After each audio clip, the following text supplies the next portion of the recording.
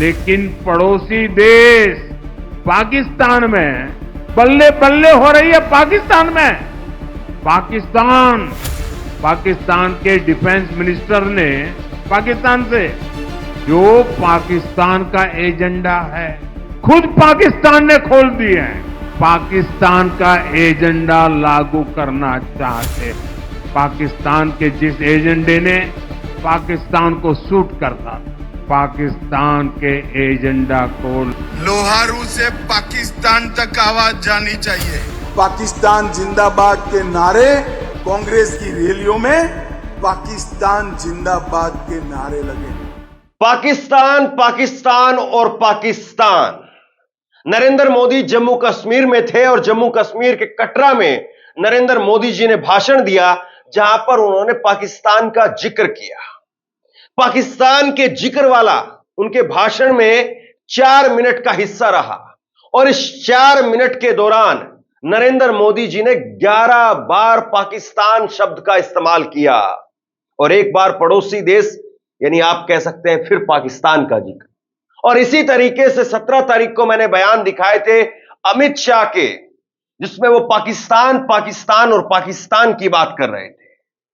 सवाल यह है कि भारत में चुनाव हो रहा है, जम्मू कश्मीर में चुनाव हो रहा है।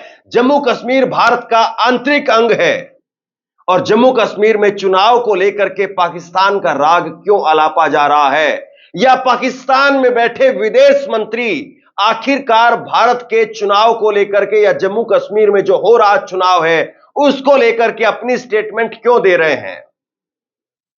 यह बड़ा मजेदार किस्सा है और यह कई बार चुनावों के अंदर देखने को मिलता है कि पाकिस्तान की तरफ से कोई बयान आता है और पाकिस्तान की तरफ से बयान आता है, बीजेपी उसको हाथों हाथ लपक लेती है और उस पर फिर घूम फिर करके खूब गाजे बाजे के साथ में राजनीति की जाती है।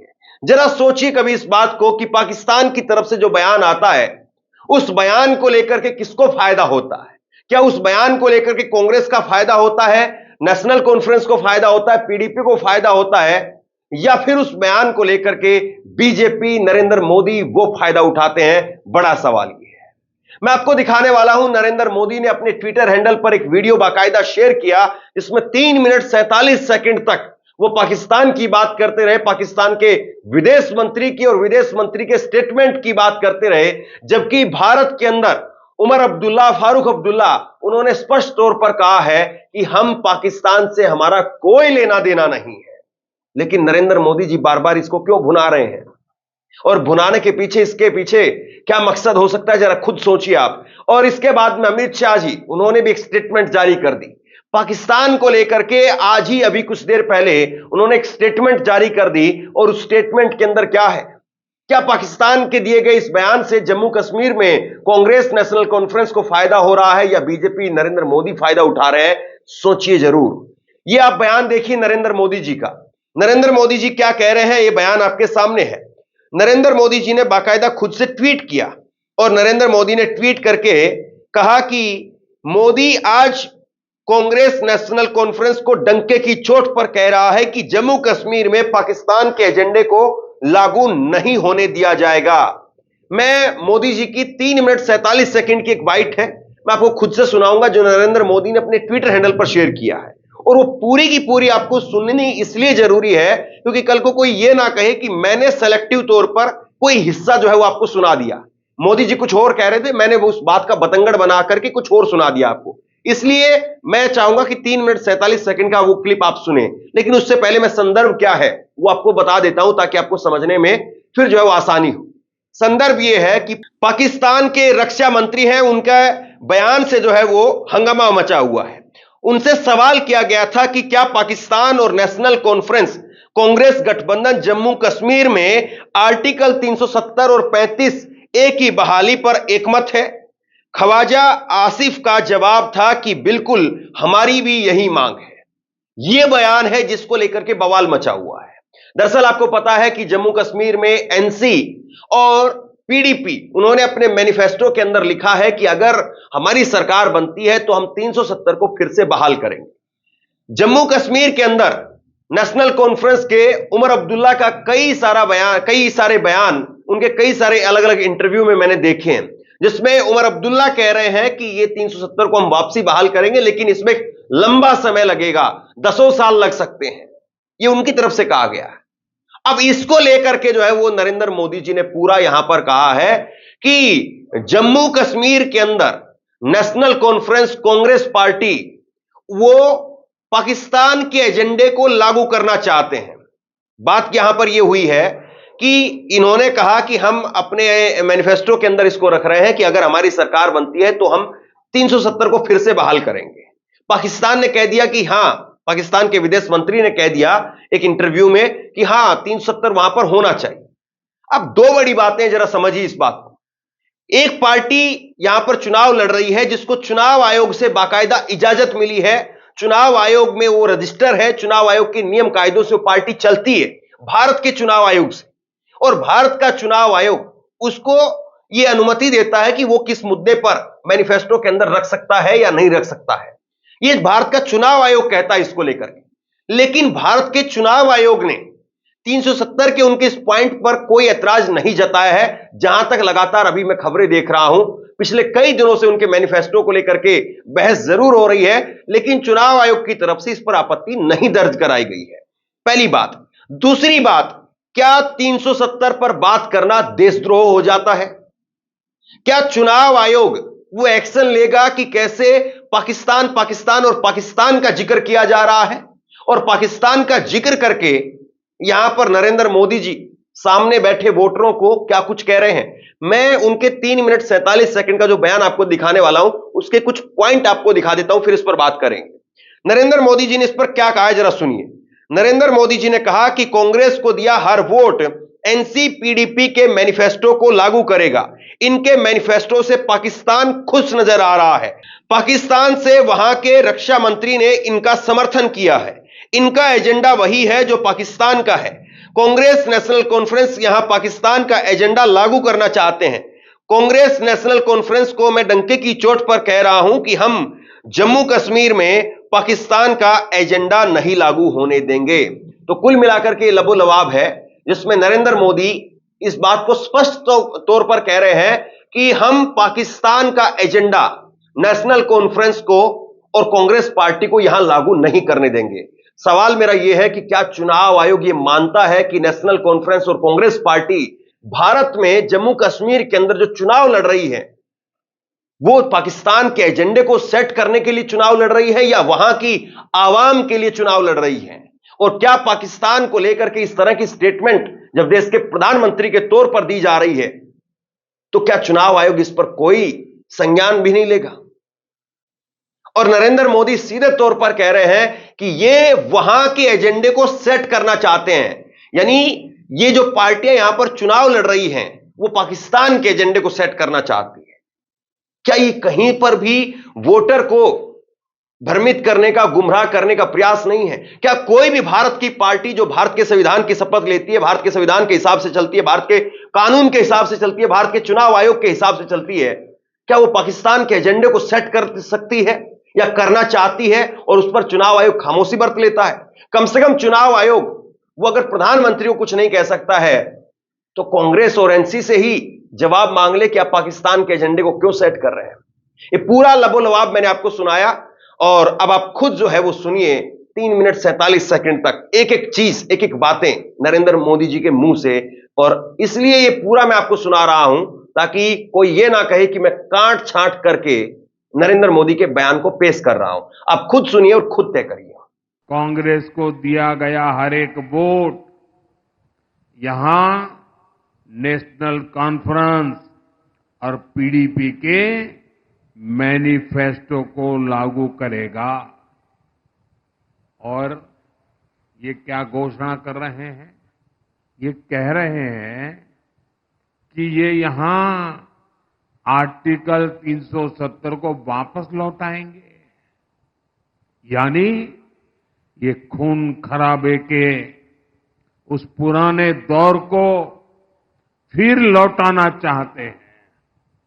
साथियों, कांग्रेस नेशनल कॉन्फ्रेंस को लेकर जम्मू कश्मीर में भले ही उत्साह न हो, लेकिन पड़ोसी देश इन्हें लेकर बहुत उत्साह में है।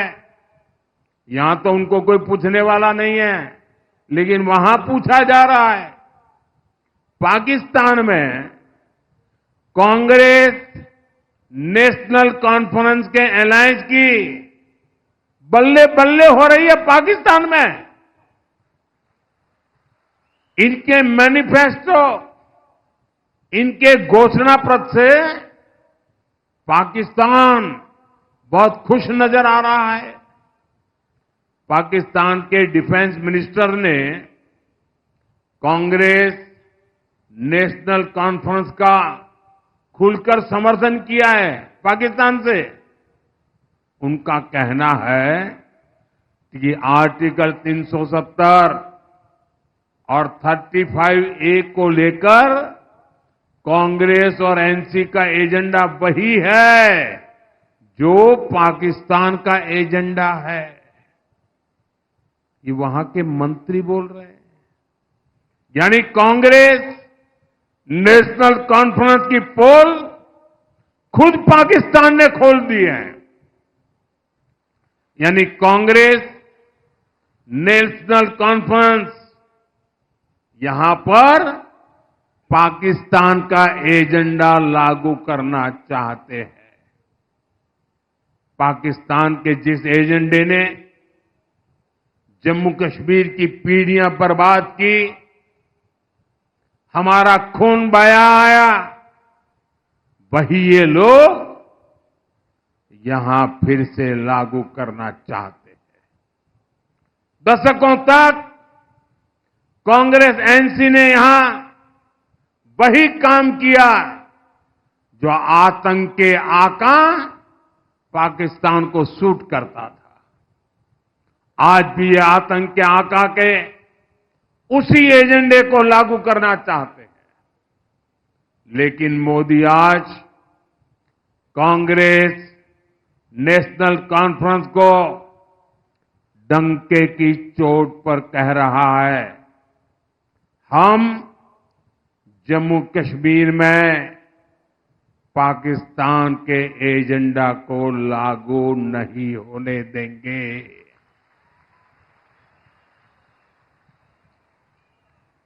दुनिया की कोई ताकत जम्मू कश्मीर में आर्टिकल 370 की वापसी नहीं करा सकती। नरेंद्र मोदी जी का यह बयान आपने सुना। अब दो बयान मैं आपको और सुनाता हूं। उमर अब्दुल्ला उन्होंने क्या कहा है, सुनिए। पाकिस्तान को हमसे क्या लेना देना है, हम तो पाकिस्तान का हिस्सा नहीं है, वह पहले अपना देश संभाले, दूसरे के मामले में दखल ना करे। उमर अब्दुल्ला वो बात कह रहे हैं जो देश के प्रधानमंत्री को कहनी चाहिए थी कि पाकिस्तान हमारे देश के मामले में क्यों बोल रहा है।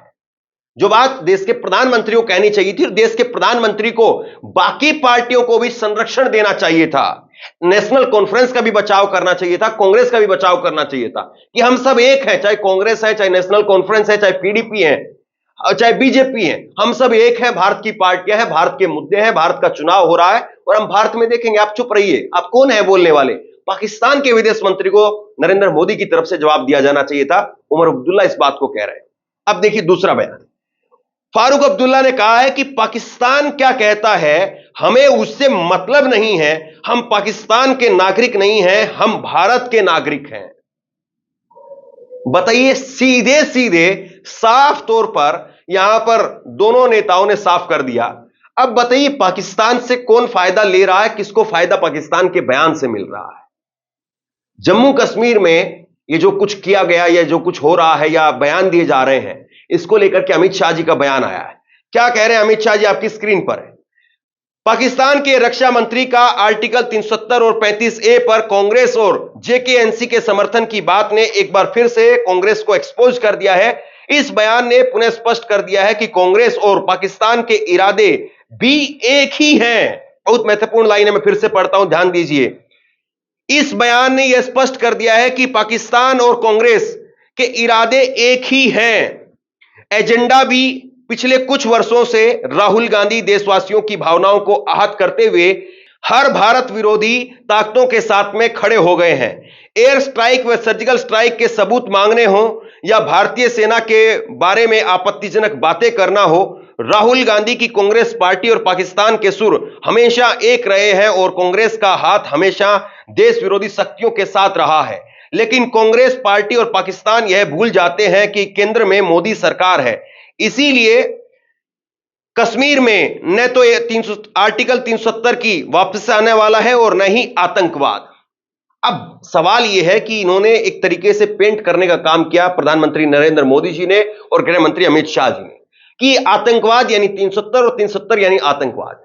आंकड़े ये बताते हैं, खबरें ये बताती हैं कि 370 हटाए जाने के बाद में भी कश्मीरी घाटी से और यहां तक कि अब तो जम्मू संभाग से भी लगातार पाकिस्तान से जो है वो आने वाला आतंकवाद हो वो लगातार फल फूलता रहा है और बीच बीच में खबरें आती रही है कि किस तरीके से वहां पर घटनाएं हो रही है। और यहां तक कि मुझे याद आता है, मैंने कई सारी खबरें अभी हाल के अंदर बताई है, नरेंद्र मोदी जब तीसरी बार प्रधानमंत्री पद की शपथ ले रहे थे तब भी जम्मू संभाग के जहां पर नरेंद्र मोदी ने आज कटरा में अपना भाषण दिया है, इससे कुछ दूर रियासी के अंदर एक हमला हुआ और उसमें कई हमारे जो आम लोग थे वो मारे गए। कई घटनाएं इसके बाद में भी हुई, पुंछ में, रजौरी में कई घटनाएं हुई।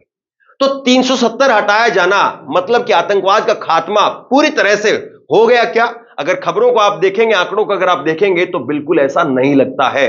लेकिन बस नैरेटिव जोर शोर से खड़ा किया जा रहा है और इस नैरेटिव को लेकर के दो सवाल मेरे हैं। दो सवाल आप देखिए और आप बताइए कि क्या ये दो सवालों का जवाब प्रधानमंत्री को या चुनाव आयोग को नहीं देना चाहिए। सवाल नंबर 1, क्या प्रधानमंत्री नरेंद्र मोदी को पाकिस्तान के रक्षा मंत्री को दो टूक जवाब देते हुए नहीं कहना चाहिए कि जम्मू कश्मीर का विधानसभा चुनाव भारत का हमारा आंतरिक मामला है, आप दूर रहें।